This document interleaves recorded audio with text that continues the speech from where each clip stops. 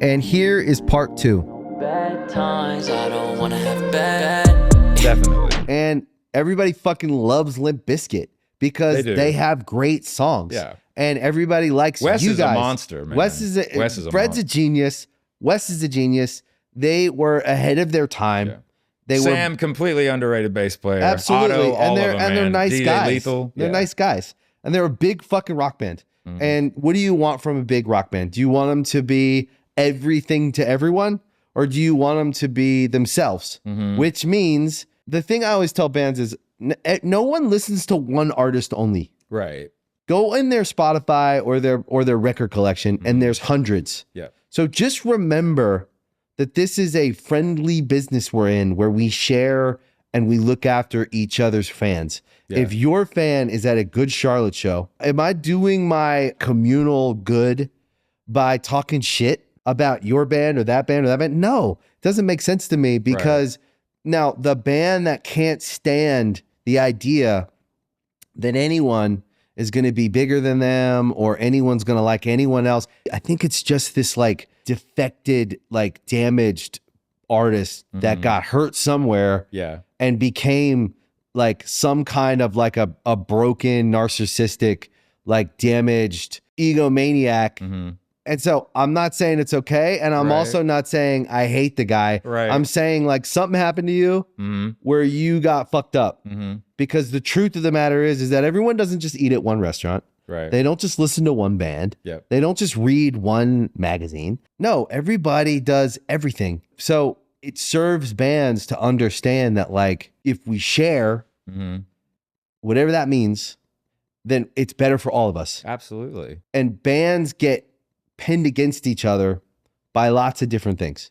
I think that it's a really, really hard business to be in, this thing that we call the music business. I often will tell people, like there's a younger generation that will ask my opinions at times about this because I've been in the industry for going on 25 years. And what I try to explain to them is this: listen, it has to be the music first and the songs and the message. But the reality is that it's called the music business for a reason. Business is in the title. It's a as job. soon as you understand that you're only as good as your last trick, and are you making the label money? Like that's part of it. And then, you know, to serve it differently now, because there's a lot more artists, there's a lot more style, there's a lot more bands. But I also see the younger generation too, like Sabrina Carpenter and Chappell Roan and everyone, like best new artists. Like they've been grinding at it for 10 years. Yeah, they're actually not new. They're not necessarily new. And they're young, but they're not necessarily new. Benson Boone, Teddy Swims, like, you know, there's a very broad way of looking at things. And I think though, in present day, that what I'll often tell, and I have to kind of remind, you know, people like me and you too, like myself, I have to remind this. Like I tell my son, I'm like, listen, that device, make sure you're in control of the device. The device doesn't need to be in control of you. Yeah. So you have to, because you can use it as a tool for really good things, or it could be just a messenger of chaos. Yeah, it's the black hole. Yeah. And so when you have a platform or you have a sounding board or you have, you know, quote unquote, the audience is listening, do you want to build confidence and show camaraderie, or are you just trying to pick at someone? Yeah. And what's actually going on with you that you would want to kind of, you know, stab at somebody? So obviously we're all artists, and, you know, the cool thing is that it's funny, man. My son, when he was in elementary school, like career day, all the kids kind of were talking about what their parents did and what have you. I wasn't there, unfortunately, because I was on tour. Yeah. But like That's real. Yeah. And this was videoed though. Yeah. And he got up and they were like, well, what does your dad do? And he's like, he makes stuff up for a living. Yeah. And I was like, this is the greatest thing I've ever seen. Because like, you know, it's like you taking something out of nothing. We call it staring down the beast. Yeah. You know, so staring down the beast is like a journal that you just bought at Walgreens or whatever, or just, you know, and it's empty. Yeah. Because you got to fill it up. Yeah. Same thing with a session or whatever. Writing so a song comes from nowhere. Comes from nowhere. But it's also utilizing you, that energy around you, you're being utilized as a vessel, because there's something that you're writing down and then you're recording it, and it can mean a certain thing for you, but to the public, it can mean so many different things. And so, we're all really stressed, I think, sometimes because we really, really want people to dig what we do. We want the people that are working with us to be proud of what we're doing. Of course. So there's always a constant level of like keeping your mental health in check. Yeah, this is a good opportunity though for me because I want to talk about what you've done. So to make a living touring is very hard. Yeah. You have to make a decision. Either so many shows or so many tickets. Yeah. One or the other. Right.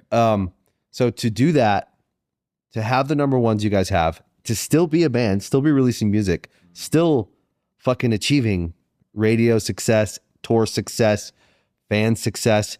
You could like say which one's more important. Me and you would probably argue fans. If the fans are happy and they're still coming around and they still like what we're doing and they're still... And is it growing still? Is it growing?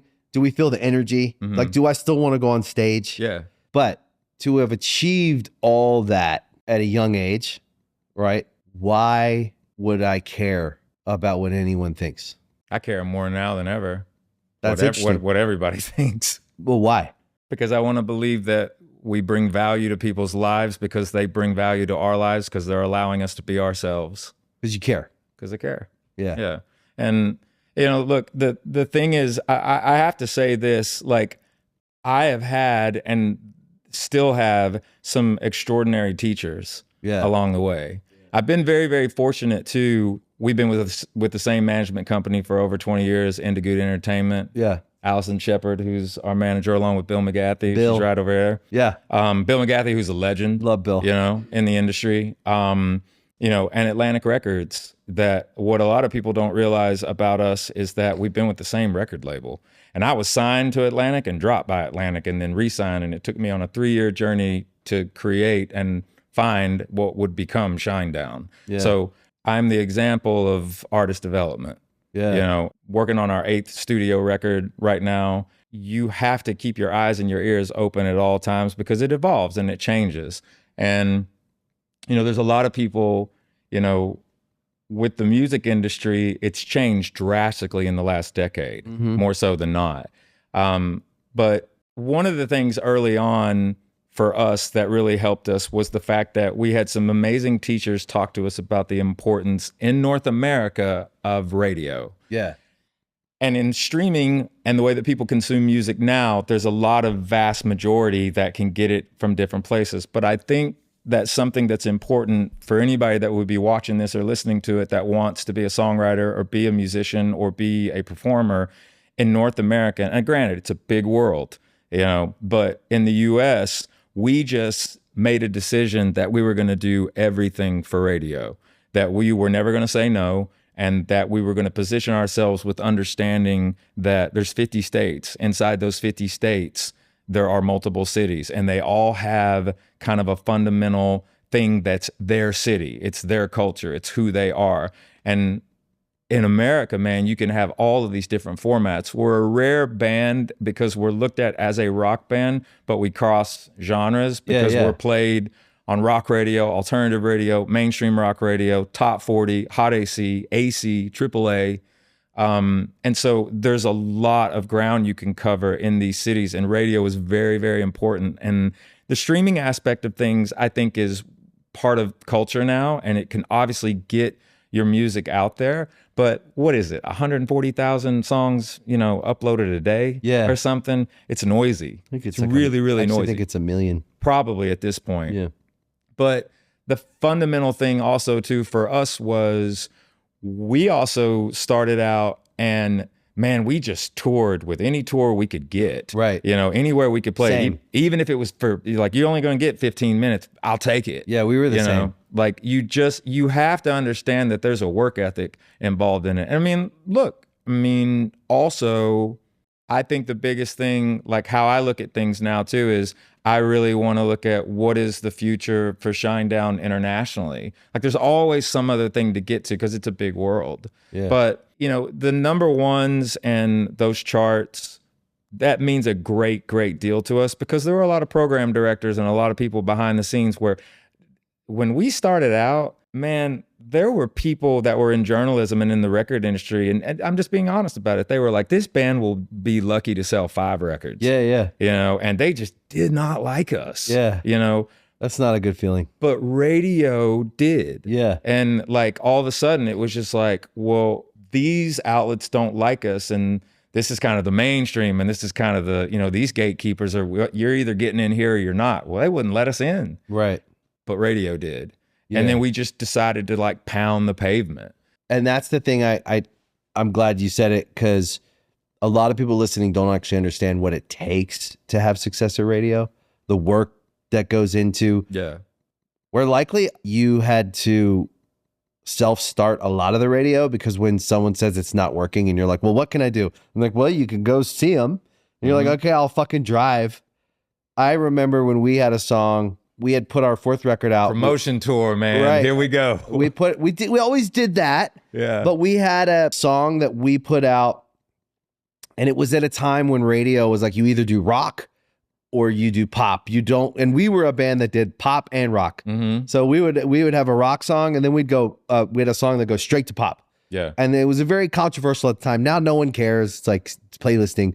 But like at the time, so we had a song that we came on our 4th record, The River, with Avenged Sevenfold. Yeah. By the way, those guys always say really nice things about you guys. They love you guys. Those guys took us out on their tour when, there's not enough time that we have today to just talk about how great they are, how wonderful. Yeah. Those guys are wonderful people. They're the realest. Yeah. Anybody that's and listening, the most ridiculously awesome fan base on the planet, like just mad numbers. Sick band too. Yeah. Like musician wise, all the way to just as people, and not afraid to take chances. No, not at all, and don't give a fuck. Yeah, they just do what they want. Yeah. If you're listening and you like Avenged Sevenfold, Matt was on the show, but they are the real deal. 100%. When you meet like people where you're like, God damn, yeah, those are good guys. It's always when I meet bands, even sitting here talking to you, and why I do this show is I meet artists and I go, yes, another fucking real person who's just trying their best and yes, have achieved. But there's something about staying on the ground and and trying to keep doing something that feels like it matters. Yeah. Instead of walking around like maybe like I just know I matter and nothing else matters at that. I don't know how to articulate it, but I wouldn't even be able to know how to digest that mentality. Right. I'm always trying to outdo like what I've already done. Yeah. It's always like day one. It's always like I'm back at work, like at my pizza shop job. Here's the thing, man. When you have something that you care about, when you have something that you think is important, I'll give you an example. Like we had a song on our last record, and it was the 4th single off of the record, and I remember going into Atlantic and talking to the powers that be about the fact that I said, listen, you got to do me a favor. I'm going to take this song called Dead Don't Die, and I'm going to give it to rock radio and make sure that the bases are covered here. But you got to let me take this song, A Symptom of Being Human, and I want to work it at Hot AC. And then there was a big question mark of like, well, why would you want to do that? How are we going to do that? You know, and I'm like, you just got to understand, why would you want to take that song to Hot AC first? Yeah. And I'm like, because it's the hardest chart to get momentum on. And if I can get momentum there, then I might be able to get momentum at alternative. And if I can get momentum at alternative, I may be able to see if it has a shot on active or the mainstream. And if it has a shot there, I might be able to even get a conversation started to take it to top 40. I had a vision for this song 2 years before it began its journey. The life of that song, we started at Hot AC. It broke the top 15. Then we took it to alternative. It broke the top 10. I was told that it would never go on active. It just wasn't going to work on that chart. It spent 4 weeks at #1, and we took it all the way to number 18 on top 40. And we worked the hell out of it. And we went into these stations and we met new people. And at the same time, the rock community, and a lot of these guys and girls know who they are. I spoke with them about what we were doing. I told them ahead of time. I said, you got to understand something. I have to be able to grow the audience. I can't just put it in one lane. I think there's other people on the planet that will like our music. They're just not aware of us. Yeah. So please respect us in the dynamic too of, yes, now you may have other stations in your city because they're different formats playing this song, but I want you to play it too. that's going to make people know what your station is about. And you can work with this program director and this program director, and you can start to actually work together. And that's what it's more about, like in that radio world. And again, too, this is for whatever reason, this is a controversial kind of way of looking at things because of streaming. It's like, well, radio doesn't really have, the pull that it once did. Yes, it does. Yeah, it does. That's somebody that doesn't know what they're talking about. Yeah, and because they're not going into these cities and grinding it out. Yeah. Like, I'll give you an example. When you look at the arenas in North America, and I know you've probably played a lot of them. You played, arenas in Australia and South America and Mexico. Like, it's a big planet, big world. Yep. But like, we'll just, for the sake, Canada, the whole nine, for the sake of just talking about everything in the US, like the building that's in Iowa, like Des Moines, Iowa, and then Madison Square Garden. Okay. Yes, Madison Square Garden is a bigger market, more people. It's sexy. It's like Madison Square Gardens. When you sell that out, it feels more like an accomplishment. But I actually would argue. But the thing about the Des Moines and the building in Iowa, it's the same capacity. And it's harder to fill. It's harder to fill. Actually. So like you got 18,000 in Madison Square Garden, but can you fill 18,000 in Des Moines, Iowa? Because the buildings are both the same size. Yes, and the accomplishment is Iowa. Yeah. Listen, New York, when you do a sold out show in New York, it's fucking insane.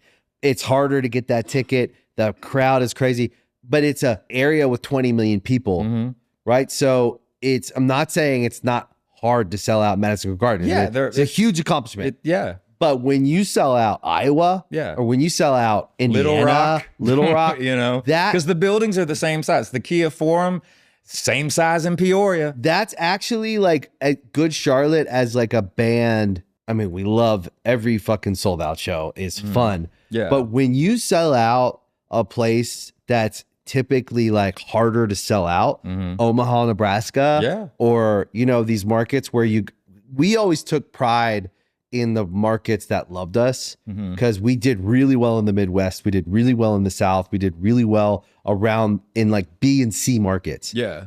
We did well in New York, but we love New York. Fucking, we'll play New York anytime. Yeah. But when you get to a place where you're selling out an arena in the middle of the country where, number one, people don't have the expendable income as much as, they could there's a lot of factors. 100,000 factors. Just population, everything. Yeah. It means so much. It means something. I can't explain it. It's the same when you go to South America, or when you go to like Hungary, or you go to these countries where you're like, holy shit, 30,000 people came. Yeah. And you're like, that's for us. And they speak a different language and they know every word to every song. Yeah. So we always found that the further away from where we were from, the more excited we got. That's probably why we toured so much out of the US. We love the US. I mean, we love America, but we always found like there were so many options here. There were so many tours. So like we would tour the rest of the world and like it was like this exciting adventure always. So we spent a lot of time touring the world. But to the radio thing, and I think in general, what I was thinking about when I asked you why do you care? It's to say that anyone that is doing anything they care about, there's going to be pain because you care so much about what you're doing. Yeah. And if you don't, you should stop. Like that's where I'm at in my life. I'm not doing it if I don't fucking care. Yeah, a lot of times the stop doesn't mean you're stopping forever. But you got to reset. You got to reset and figure out like, what do I care about? Yeah. Because I want to be honest. I want to want people to feel that I'm doing something that I care about, and so that they can enjoy it. In my mind, they're not going to enjoy a meal that you don't cook like with love. You just throw it on a plate and toss it at them. You know what I mean? Like, so when I hear you talk about your whole career, including radio, including the record, the latest record, including everything you're doing. I mean, we just released 2 brand new songs like 14 days ago. So like the cycle starts, but it's the first time everybody's used to us announcing an album. We put 2 songs out and announced a tour, and everyone's like, where's the album? What do they do? What are they doing? What are they doing different? And I'm like, exactly, we're going to do something different. Yeah. Looking at the bigger picture, it can't always be when it's convenient for you. At the same time, it's having enough knowledge and wisdom to know when to stop and reset, which is what you've been doing. So exactly. you're actually being pretty smart about it all. And family does that for you. Yeah. They reset you, and you're in a real life with someone who it's focused on them. So it ain't about my day, what I'm doing. Right. And then when I do have to go away or work or something, everybody works together and we pitch in, and like it's a functional group, but like, and they're cheering you on. Yeah, and they are, and I think a lot like your son. My kids are just kind of discovering what my past was and like what the band even is. Yeah, and they think it's cool, but your dad. Yeah, you know, they keep you grounded. They'll humble you. Your kids will totally humble you. Straight up, they will humble you in every way. But I think that is to be healthy, right? So you've obviously whatever you went through in the past with drugs and alcohol, that's not the guy I'm sitting in front of. No. Which is amazing. That's success.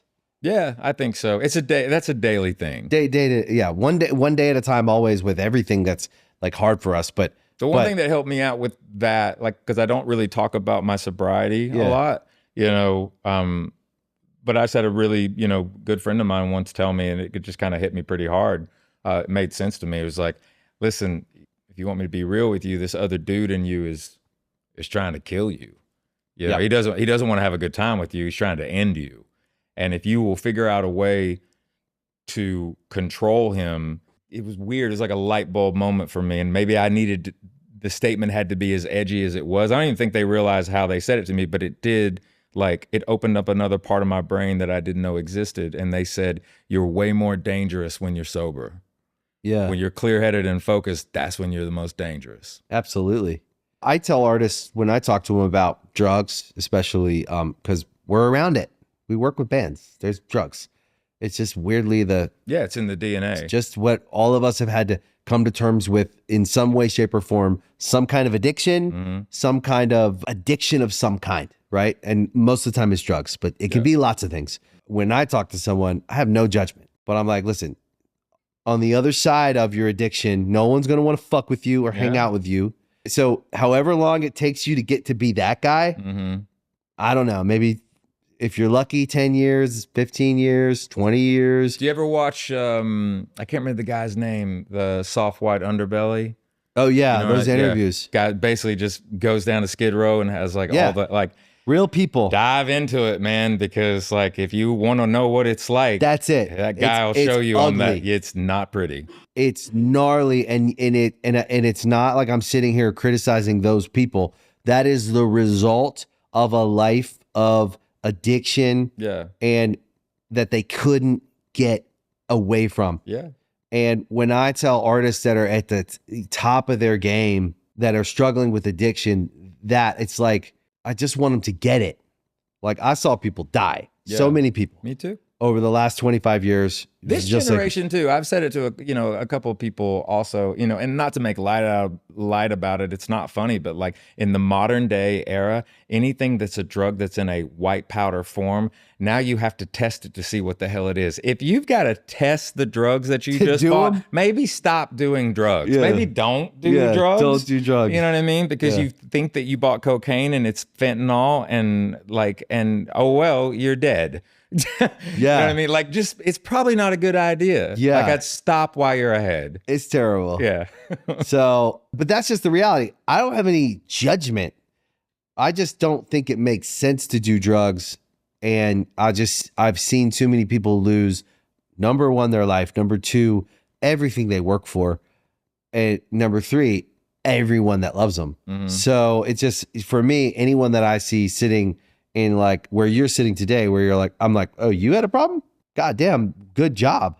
Because you do not come across like you've had to, you know, slay that. I also had to like learn, like the other thing too is like back in the day from like 2010 to 2011, I went on a fitness journey that I've been on ever since then, but I lost 70 pounds. Oh, wow. I had to learn how to like exercise, eat right. Like fitness just overall, physically and mentally, completely transformed the way I look at the world. Yeah. Like, so I encourage people that, you know, if you're depressed or things are rough or you're in a bad mood, go work out. First. Go work out. I'm learning that. I'm on a 60-day challenge right now. What are you doing?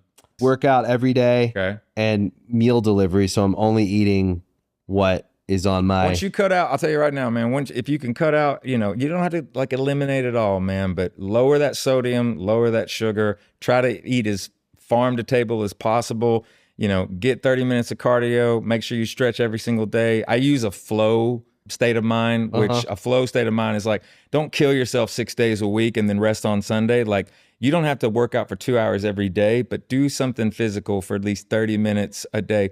And, remember that Rome wasn't built in a day. If you're starting a fitness journey, like, don't think that you're going to start working out on Monday and by Sunday you're going to do a Spartan race. 100%. You gotta you gotta do what you can. Yeah, because you want to make it a part of your life and build your capacity. So if you can do 5 minutes today, and you can only do 5 minutes every day, and then it turns into 10 minutes, and then it turns into 15 minutes. So I'm on the other side of like 2 years of like 3. It started 2 days a week. Last year it bumped up 3 or 4 days a week, working out with no diet. Yeah. Then I threw in some diet changes. Now I'm at a place where I'm now going. I feel ready because I want more. So I was like, I'm going to do a 60-day challenge. I'm going to work out 5 days a week. So Monday, Tuesday, Thursday, Friday, Saturday. So I get Wednesdays and Sundays off. I organize that way. And I'm going to stick to a very tailored eating. You working with a nutritionist or anyone? A nutritionist, yeah. Have they talked to you about supplementation? Yeah. Okay. There's some supplements and some stuff like that. I'll tell you right now, man. There's 4. The ones that I've learned. Tell me. Yeah. Get a really, really great multivitamin. At least, you do your research on NAD, but it's it's a cell regenerator. Yep. Just do your homework on that. You do glutathione? Yeah. I mean, and you can kind of build those out, cell regeneration, and you have to be kind of specific on these things. But, as you age, especially when you hit 40, 45, everything just starts to change. But a great multivitamin, NAD, really vitamin D3 and Reversatol. Those are like, now I take a pallet. Reversatol is like, basically it's an antioxidant formulation of basically coming from grapes. Okay. And so if you do your studies on it, it's good for your skin, your hair. Again, it's kind of a longevity type of supplementation. What people don't understand now, and like when they hear all the supplementation, because you see AG1 and all these, like Instagram is like an infomercial for like all these health things and what have you. There's a couple of basic things, and I kind of take a pallet of supplements. Do you do AG1? I don't. I do Green Vibrance is the one that I use as for like my superfood greens. It's just got the same. It's just got more. It's just got a little bit more clinical research behind it, and like human trials and things where they weren't using animals and things like that, because the DNA is different, right? But the dynamic of why the supplementation, and granted, here's the other thing: peptide therapy, injectable. That's something you have to kind of look at, but that's another thing. TRT is a question mark for a lot of people with testosterone therapy, because it could be good, it can be bad. But the fact of the matter is, now when you look at the nutrient density of the food, especially in North America, in the soil, we just don't have nutrient dense food anymore growing. So like this supplementation, and why you see this rise is because like we're not getting as much as we actually need. Right. So they've been supplementing, because sometimes people look at me and be like, man, Brent, you spend a lot of money on this stuff, and like, is it all like getting into your bloodstream? You have to research that. Some stuff you need injectable things, some stuff like your stomach acids are going to kind of process it, and then it's going through kidneys and then the liver and all these different types of things. So you got to look and see what works. Another thing too is getting a good detox every month for like, there's some really, really good supplements and some good companies that make things to help you like do water fast and things like that. Right. It's an overload. I know I kind of sound like there's a lot going on here, but it was something that I had to learn. Because so you do a water fast every month? I try to do at least a 3-day water fast every month. Okay. Which is hard. I've heard it's good though. It's really hard. Well, what it does is it gets rid of what's called your zombie cells. Right. So, and again too, man, the lifeblood of people is water. Like if you want to drink a Diet Coke or something like that, go for it. If you want, and I tell people this too, I'm like, dude, if you want a cheeseburger, eat a cheeseburger. Just don't eat it every day. Right. Like if you want, a cookie or something like that, have the cookie, just don't eat it every day. Everything is in moderation. But I promise you, like once I started to learn how to eat right and like, getting an executive physical when you can every year, or just getting your blood panel every year. What people don't practice in this country, and I think certain people are doing better about it, is they don't practice preventative medicine. Yeah. Which is like, instead of getting on these medications, go to a doctor that you trust, or go to a longevity specialist. Yeah, longevity doctor. Yeah, and let them do, really thorough blood work, look at a body scan, check everything about you, make sure you're doing, the screenings that you need to be doing at your age, getting a colonoscopy when you have to, making sure that you're checking your heart. Go get these things are important. Like, if there's actually an app now that does the blood work. Yeah, I'm sure. I think it's called Path, maybe. Yeah. And I looked into it. I've never heard of that. I think Hooverman's into it or something.